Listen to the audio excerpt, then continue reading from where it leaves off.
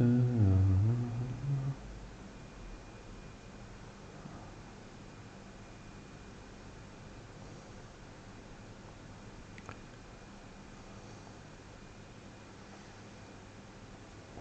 أهلا وسهلا، يا أهلا وسهلا.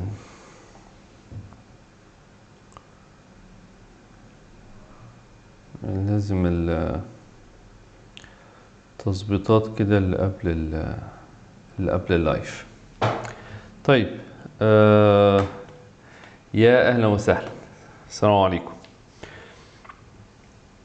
طبعا اللايف ده متأجل من الحد اللي فات، كان ميعاده الحد اللي فات، ولكن نتيجة ظروف كده ما حصلش نصيب يعني.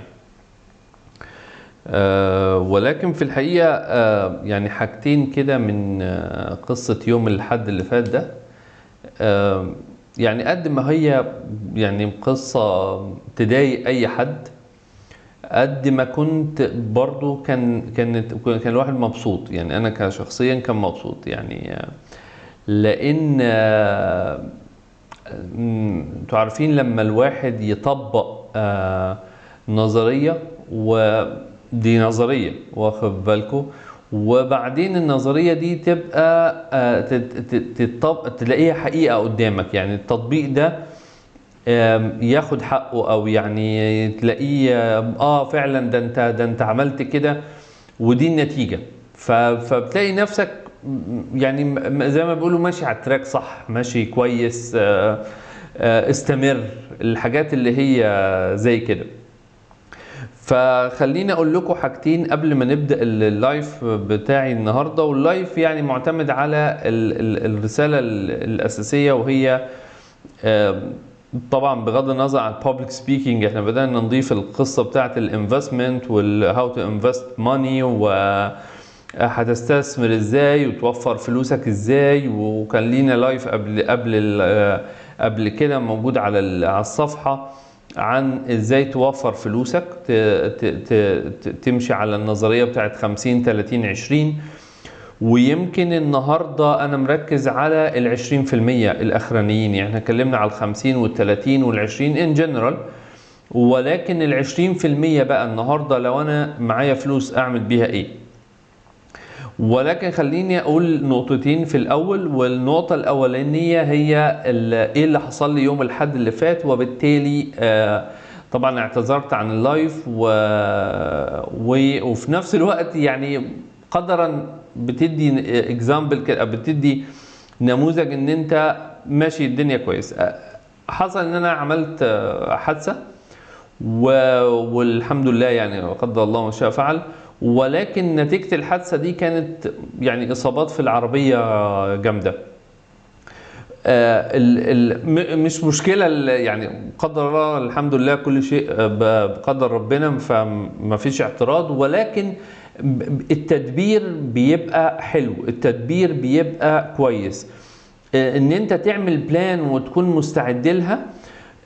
ده بيخليك مرتاح اكتر نفسيا وما عندكش قلق. يعني حتى قبولك للصدمات زي ما بيقولوا قليل، لان اللي نتج بعد الحادثة دي انه طبعا كان في طن كده من المبلغ من المال مفروض يندفع.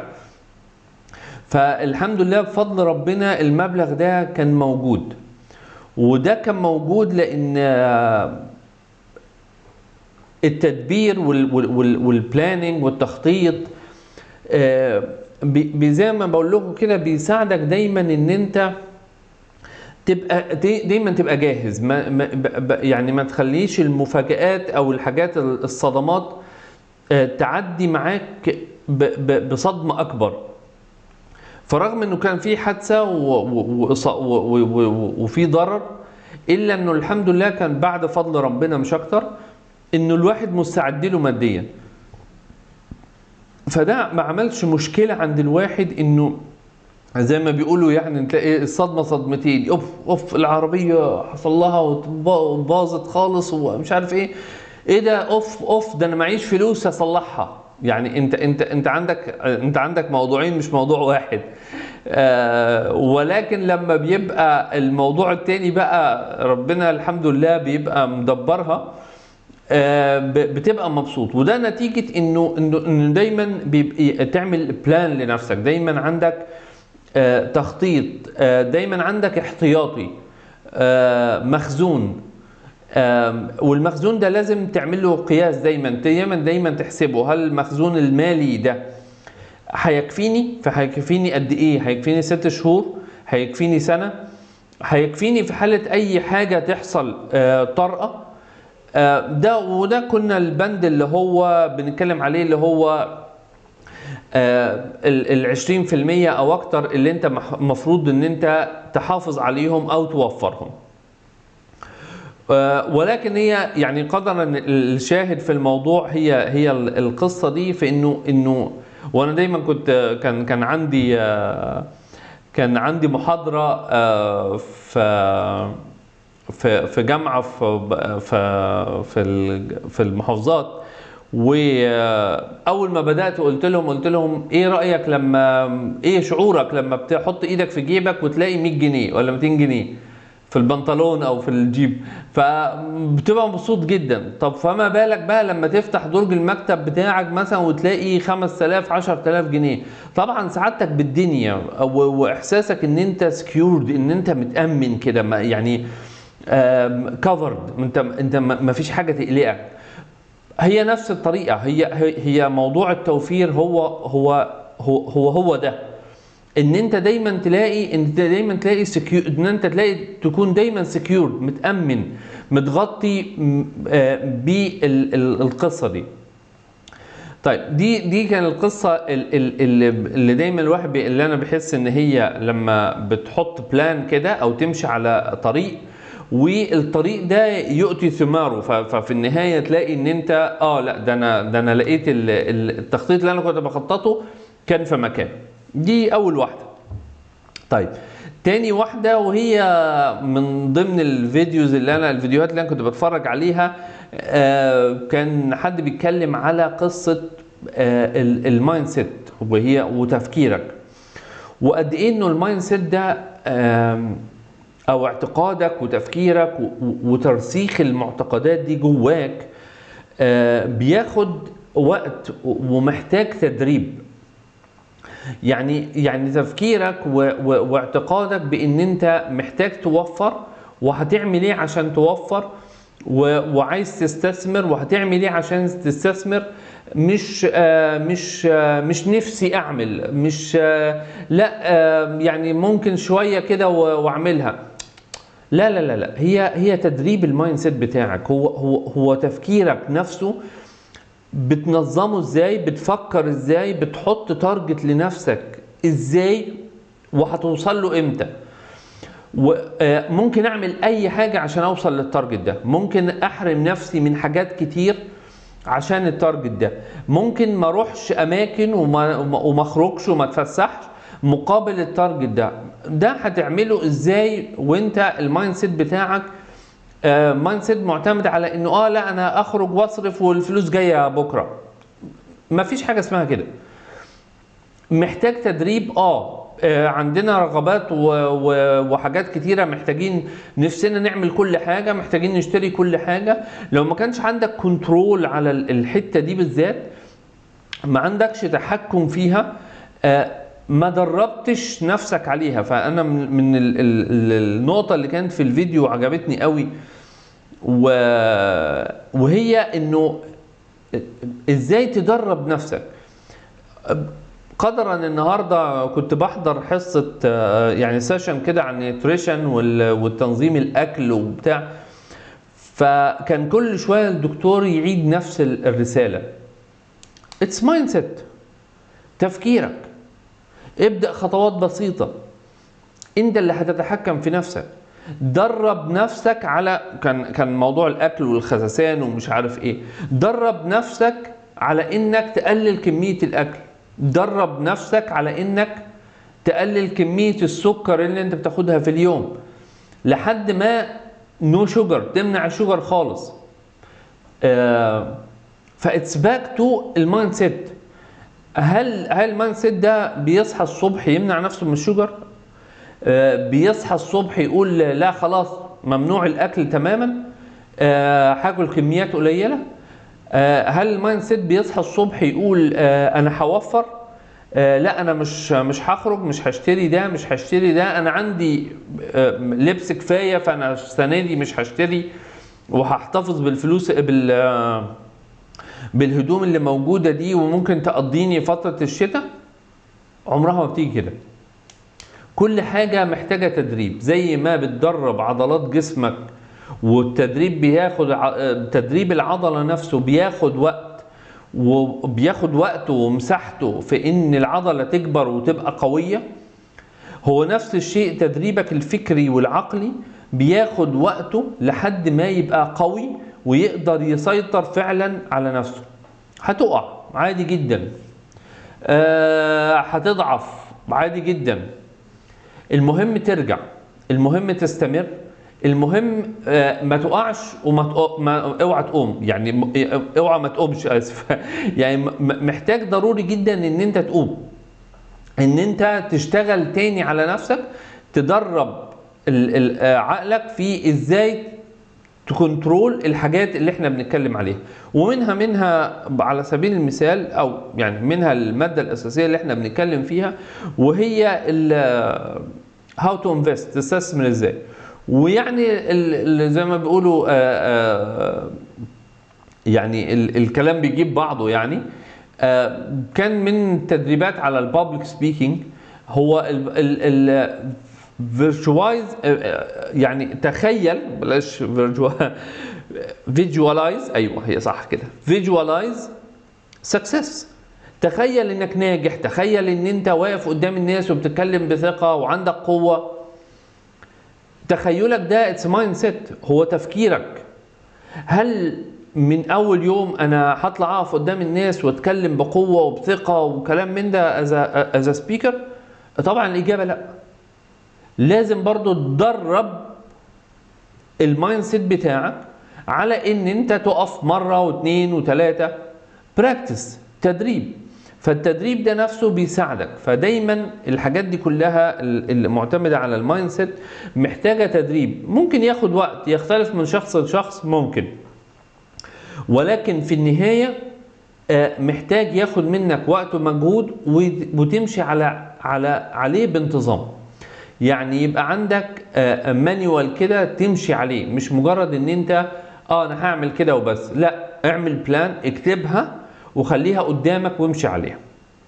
طيب دي كان النقطتين اللي يعني رايحين في نفس السياق بتاع هاو تو انفست، وهي ان انت يساعدك ان انت تبقى جاهز، وان انت عندك الكفر المادي المناسب في حالة الازمات.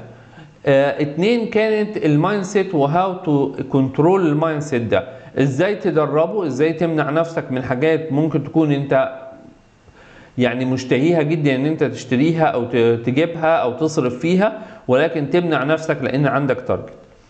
تالت حاجة وهو التوبيك اللي احنا بنتكلم عليه النهاردة، والموضوع هو هاو تو ستارت انفست. ابدأ انفست ازاي؟ كنا في لايف اللي قبل ده كنا بنتكلم على نظرية 50-30-20، وهي 50 انا هصرف على الحاجات الاساسية اللي انا محتاجها، 30% هصرف على الحاجات اللي انا عايزها اللي هو ممكن استغنى عليها. الاجابة ممكن استغنى عنها واوفر فلوسها دي، ازود 20% تبقى 30%. طيب واتكلمنا عن 30%، واتكلمنا بقى عن 20% انه السيفنج اللي انت المفروض تعمله اون مانثلي بيزز او كوارترلي او في السنه. هيبدا افضل سؤال، انا هعمل بيه ايه؟ يعني هعمل بالفلوس دي ايه؟ هل اسيبها فلوس كاش؟ الاجابه قطعيا لا، قطعيا لا.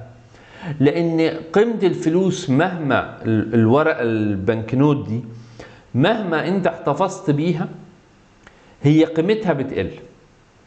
قيمتها بتقل العوامل الاقتصادية كتير منها معدل التضخم، طبعا واحدة من البنود اللي عندنا هنا سعر الدولار. كل دي بنود بتأثر جدا في العملة بتاعة البنكنوت، الورقة البنكنوت. طيب ايه البدايل عشان افضل احافظ على راس المال اللي عندي ده، احافظ على قيمته ويزيد؟ يعني هو قصة الاستثمار نفسها مش قصة ان انا احافظ على الفلوس، لا، تو انفست، يعني استثمر، يعني الفلوس دي تجيب لي فلوس. فاذا اصبح انه الحفاظ عليها كبنك نوت ده مش ريكومندد خالص، مش مطلوب. المطلوب ان الفلوس دي تبدا تستثمرها. طيب هو الاستثمار ايه العناصر؟ يعني استثمر في ايه؟ سؤال كده بيطرح نفسه، واستثمر فين وليه؟ في الحقيقه في نقطه مهمه جدا قبل ما اقول هتستثمر في ايه، وممكن تلاقي فيديوهات كتيره جدا بتتكلم عن الموضوع ده، ولكن انا عايز نتفق على حاجه، انه احنا مختلفين عن بعض.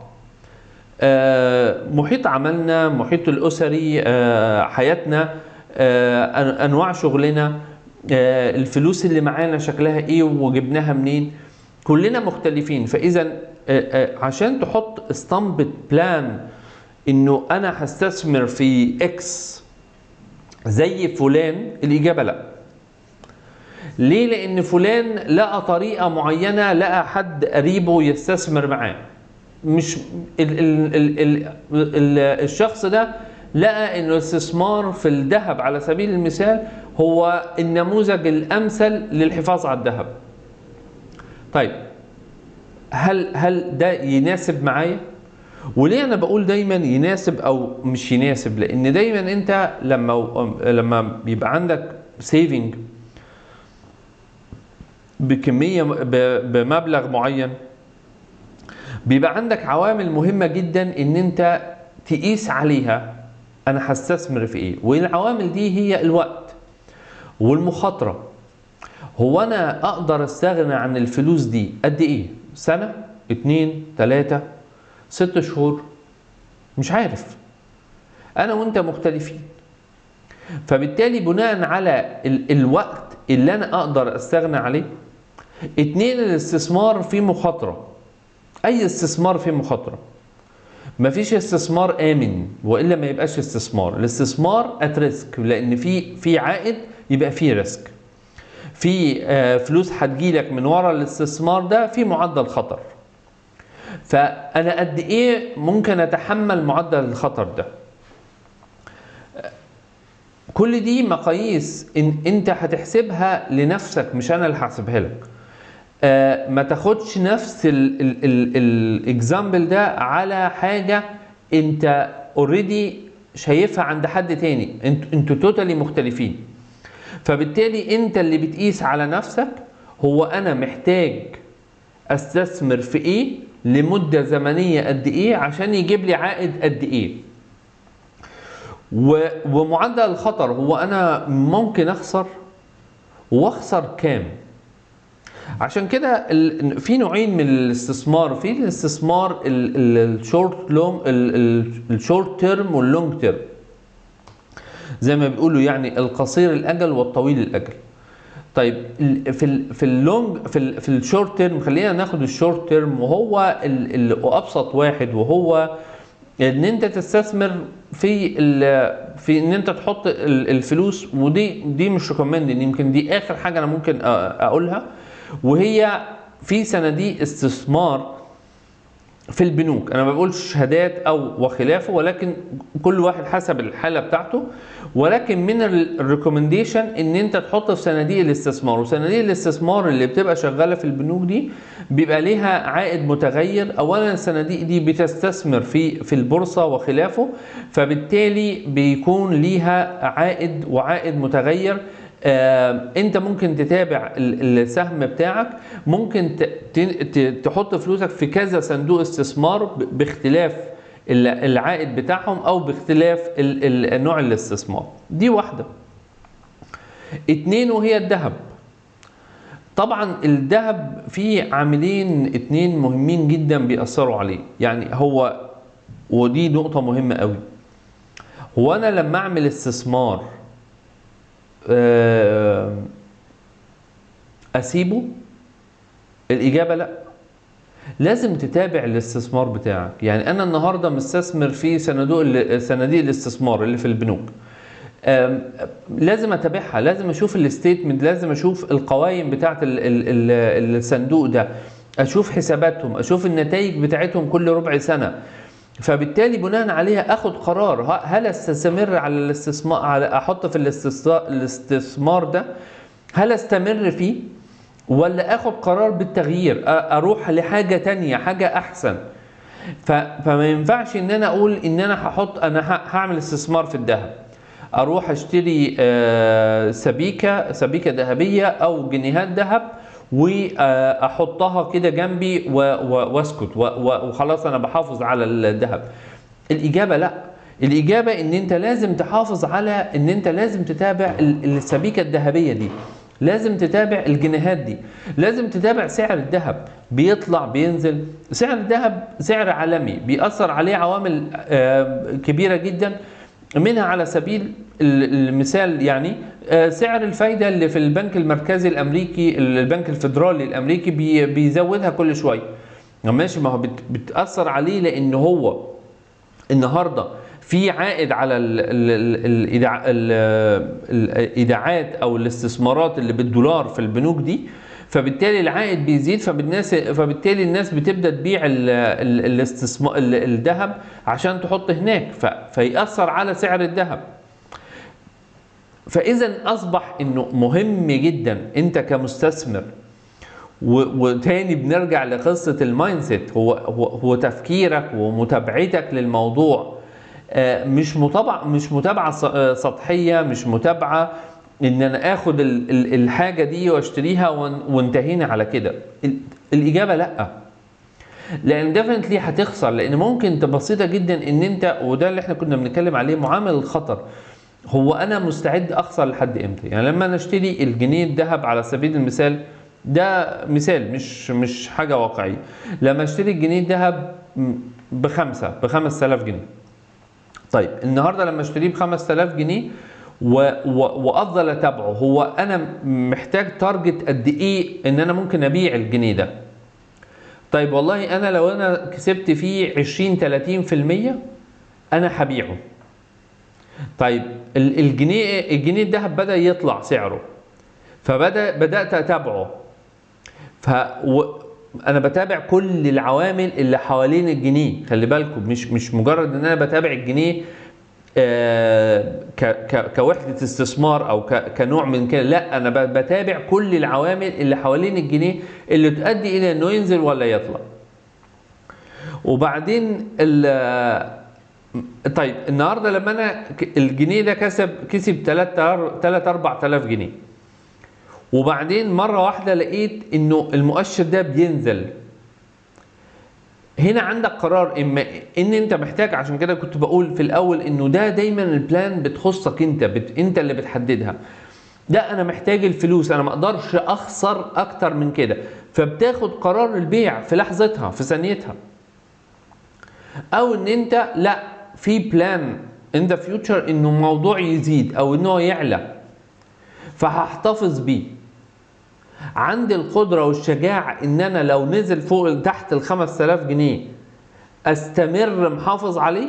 This is the point. هنا النقطة اللي انت مفروض دايما بتحدد نفسك فيها، هو انا لحد امتى ممكن اخد قرار ان انا ابيع او اشتري في الذهب او في الاستثمارات او في صناديق الاستثمار. ودي حاجات كلها طبعا، بخلاف انه اذا كان عندك القدرة ان انت تحافظ على الذهب ده باي اشكاله، وطبعا اشكاله يفضل الجنيهات الذهب والسبائك، لان دي العمولة بتاعتها قليلة، المصنعية بتاعتها قليلة او تكاد معدومة، فبالتالي الريسيل بتاعها هترجع تبيعها تاني، مش هتخسر فيها كتير. ولكن الشاهد في موضوع الذهب ده بالذات ان هو يعني الدورة الاستثمارية بتاعته، الدورة بتاعته انه يلف تاني ويجيب العائد بتاعه طويلة شوية. ده نتيجة السوق بتاعه كبير جدا وبياخد وقت في في الاستثمار او في العوامل اللي بتأثر على الذهب. طبعا هو الاساس، وهو كان الذهب ده طول عمره اصلا هو المقياس الاساسي لقيمة الفلوس. يعني لما كان يقيس الفلوس دايما كان يقيسها بايه؟ حجم الذهب اللي عندك. انت عندك ذهب، انت هتديني وات ايفر نص مليون جنيه. لو انت عندك ذهب يغطي النص مليون دول، فالنص مليون جنيه دول ليهم قيمة. ليه؟ لان في حالة ان هم راحوا انا عندي غطاء، وفي غطاء الذهب ده. فدي القصة بتاعت الذهب، وازاي استثمر في الذهب واستثمر على لمدة طويلة. اخد قرارات امتى ان انا اوقف الاستثمار ده او ابيع او اشتري. الموضوع محتاج متابعة. الإجابة طبعا محتاج إن أنا أقرأ الأخبار عن الذهب، أدور على ويب سايت بتشوف الأحداث إيه اللي بتأثر على الذهب. خلينا نتنقل من مجرد إن أنا معايا فلوس وعايز استثمرها وخلاص، لأن أنا مستثمر قوي، او ان انا عايز احافظ على الاستثمار بتاعي، احافظ على فلوسي. فبالتالي لازم في مجهود، مايند سيت، في مجهود وفي تفكير مرتبط بالعوامل دي، بالاستثمار ده، محتاج ان انا اشتغل عليه. طيب تاني حاجة ممكن اشتغل عليها وهي طبعا الريال استيت، الاستثمار العقاري. والاستثمار العقاري ده يعني نقطته يمكن بيتلخص في حتتين. الحته الاولانيه وهي ان انت تشتري استثمار طويل الاجل. اللي هو طويل الاجل اللي هو بشتري النهارده، بدفع مثلا مقدم وبقسط وبحتفظ بالاصل، ويحبذ لو هو اصل تجاري، واحتفظ بيه واجره. فلاقي انه الاستثمار بيدخل لي عائد تاني غير الدخل بتاعي الطبيعي. فده نوع من الاستثمار. هنا الاصل نفسه، العقار نفسه قيمته بتزيد، لان ده طبيعي جدا في السوق انه قيمته بتزيد. اتنين، هو بيدخل لك دخل لو انت عملت قصة الإيجار. فإذا هو الاستثمار هو طويل الأجل طبعا، هو مدته طويلة جدا، ولكن ده العائد أو الفايدة منه. طيب إيه الطريقة الثانية في الاستثمار العقاري؟ وهي الاستثمار القصير الأجل، إن هو إن أنا أشتري عشان أبيع.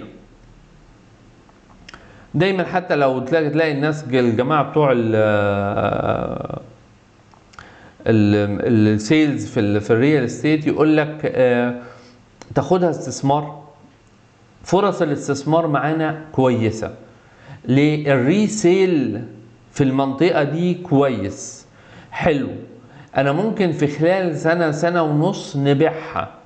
فبالتالي فاصبح في نوع تاني ان انا ممكن اشتري الحاجه ولمدة سنة أو سنتين وارجع أبيعها تاني واشتري حاجة تاني، وهكذا، والعجلة هتستمر. فده نوع تاني، وده يعتبر قصير الأجل، لأن أنت في خلال سنة ونص سنتين أنت بتبيع وتشتري حاجة تانية. تاني، في كل أنواع الاستثمار أيا كان أنت بتعمل دايما معدل الهامش الربح بتاعك. هو أنا عايز أكسب كام؟ انا هدفع فلوس النهارده، الفلوس دي هستثمرها في الحاجه دي، هتقعد مده قد ايه؟ طب عائد الاستثمار بتاعي انا هكسب منها كام في المية؟ كل دي اسئله لازم تسالها لنفسك، ولازم تحطها على ورقه او قلم عشان تكتبها. لازم تبقى مكتوبه قدامك عشان تاخد قرار بناء على اللي انت هتكتبه والبلانز اللي انت هتعملها. انت هتاخد قرار، هو هل استمر؟ هل دي نقطه البيع اللي انا محتاج ابيع فيها، ولا استمر؟ لا، مش محتاج ابيع دلوقتي، انا محتاج ان انا استمر في الاستثمار ده. تالت حاجة طبعا قلنا الذهب، قلنا الريال استيت والنوعين بتوع الريال استيت، ان انا اما ان انا لونج تيرم ان انا اشتري عشان اجر، او ان انا اشتري عشان الريسيل ابيع تاني. تالت حاجة وهي من الحاجات المهمة جدا، ولكن مش هقول ريسكي او يعني معدل الخطر بتاعها كبير، ولكن بقول لك يعني خليك حويط، خليك أمن نفسك، وهي الاستثمار مع الآخر. والاستثمار مع الآخر ده يعني لازم تكون عارف انت بتستثمر في ايه. لازم تكون بتستثمر في حاجة قائمة بذاتها، مشروع، حد من اصحابك عاملين ستارت اب، عندهم اوريدي مشروع شغال وعايزين حد يمول. فدي من الحاجات اللي ممكن تخش فيها. ولكن ليه بقول لك الحيطة والحذر واحتياط، ولازم تحتاط جدا. تعملوا عقود، تعملوا اتفاقات مكتوبة، تتكتب عن طريق محامين، يبقى في العقد يبقى واضح وكل حاجة مكتوبة فيه، كل ما هو متفقين عليه يتكتب فيه.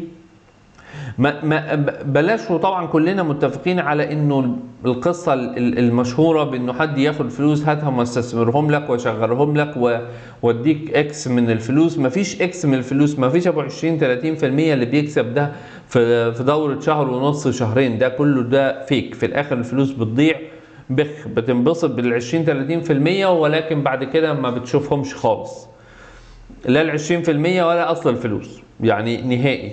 فعشان كده دايما خلي استثمارك او الفلوس اللي انت بتحطها في حاجه، في كيان انت شايفه، في مشروع قدامك ليه ميزانيه، ليه ارباح، ليه قوائم ماليه، ليه ميزانيته، شايف المشروع كيانه موجود ايه، عبارة عن ايه. اتناقش مع الناس، اتكلم معاهم، خليهم يقدموا لك ميزانية فيها ايه المحتويات بتاعت الاستثمار ده، ايه البيزنس بتاعهم ده قائم على ايه الاصول بتاعته. هل في اصول في اسيتس، في مكن على سبيل المثال، في محل، في بضاعة، في كل دي اسئلة او حاجات تديك ضمانات ان انت بتستثمر في كيان، في حاجة، مش مجرد يعني بلاش تروح لخانة الراحة بتاعة ان هو انا اديله الفلوس وهو يشغلها لي ويديني العائد. مفيش حاجة زي كده. لو مفيش كيان قدامك قائم موجود انت شايفه وليه اساس وليه ورق قدام عينيك، ما تشتغلهاش، بلاش. عندك وسائل الاستثمار كتيرة جدا. اضعف الايمان روح حطهم في البنك، ده اضعف الايمان. ولكن في موضوع الاستثمار والشراكة موضوع مهم جدا جدا جدا، ان انت تاخد بالك، تعمل عقودك، تعمل ورق، تعمل الاتفاقات بتاعتك كلها تتكتب بطريقة قانونية، بطريقة سليمة، عشان في الاخر احنا مش عايزين نوصل لقصة انه انا الفلوس اللي انا بحوشها تضيع، تختفي زي ما بيقولوا. فدي مهمة جدا جدا. في مشاريع كتيرة جدا، لو دورت حواليك هتلاقي ناس عاملة مشاريع على أساس وبتنتج وعاملة مشاريع مثلا زي صيدليات، سوبر ماركت، وات ايفر. اعتقد ان احنا في فترة يعني خلينا اقول انه الناس محتاجة التمويل. يعني لو في حد حواليك وتثق فيه وبينكم ورق وخلافه وكلام من ده، فهو في الناس في الوضع اللي احنا فيه الفترة دي محتاج تمويل، محتاج ضخ فلوس. فبالتالي هتلاقي فرص الاستثمار بتزيد قدامك. ممكن تستثمرها في حدود النطاق الآمن، النطاق اللي انت ضامنه، اللي انت عندك كل المعلومات عنه، اللي انت تقدر تقيمه فعلا ان هو مشروع قائم اقدر استثمر فيه او احط فيه فلوسي. برضو تاني خلي كل حاجة ليها مدة زمنية. هل الاستثمار ده هيستمر؟ النهاردة دخلت في الاستثمار ده قعد سنة، اعمل تقييم كل 6 شهور، كل سنة اشوف المشروع ده بيكسب حقيقي فعلا، اشوف ميزانيته، اشوف الارباح والخسائر بتاعته، اشوف هل استمر في المشروع ده ولا لا، استمر في الاستثمار ده ولا لا. ده اللي هيديك الارقام. الارقام دايما هي اللي بتديك الانديكيشن او الانطباع، هو هل الموضوع مستمر، اقدر استمر فيه ولا لا.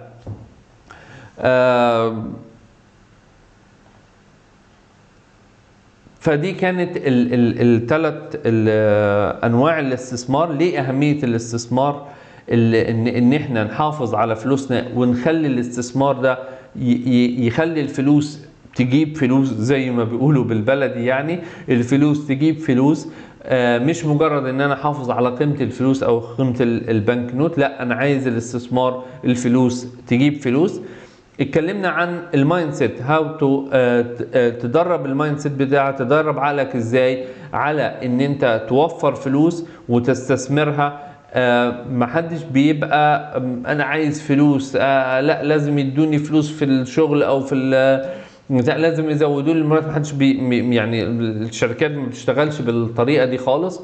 انت المفروض ان انت تدرب نفسك على ده، تدرب نفسك كويس جدا على ان ازاي تستثمر فلوسك وتخليها تجيب لك عائد يساعدك او يعمل لك وكأنه دخل او دخل تاني جنب الدخل الطبيعي بتاعك لو انت شغال في كوربريت على سبيل المثال. قلنا انه الانفستمنت شورت تيرم لونج تيرم، حاجات طويله الاجل وقصيره الاجل. قلنا الاستثمار في الذهب وازاي نعمله. قلنا الاستثمار في الريال استيت، في العقارات، واتكلمنا على النوعين بتوعهم. اتكلمنا على الاستثمار في الشراكات، ان انا ادخل شراكات مع حد في مشاريع قائمة. قلنا اخر حاجة وهي الاستثمار في صناديق او وضع الفلوس في صناديق الاستثمار.